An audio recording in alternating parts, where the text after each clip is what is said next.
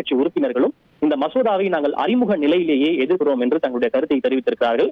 குறிப்பாக தமிழக எம்பியான D R Balu அவர்கள் பேசுகின்ற போது, இந்த மசோதாவை நீங்கள் கொண்டு வர வேண்டும் என்றால் இந்த அரசுக்கு 3/2 பெரும்பான்மை என்பது தேவை. இந்த அரசுக்கு அந்த பெரும்பான்மை இல்லை. நீங்கள் எப்படி இந்த மசோதாவை கொண்டு வருவதற்கு அனுமதி அளித்தீர்கள் என்று சபாநாயகரை பார்த்து ஒரு கேள்வி ஒன்றை எழுப்பினார். சபாநாயகர் என்ன சொன்னாலும் இதை அனுமதிப்பது என்னுடைய கைகளில் இல்லை, அந்த அவையினுடைய கைகளில் இருக்கிறது என்று சபாநாயகர் ஓம் பிர்லா தெரிவித்தார். டி ஆர் பாலு அவர்கள் இந்த மசோதாவை நாடாளுமன்ற கூட்டுக்குழுவினுடைய பரிசீலனைக்காக அனுப்பப்பட வேண்டும்.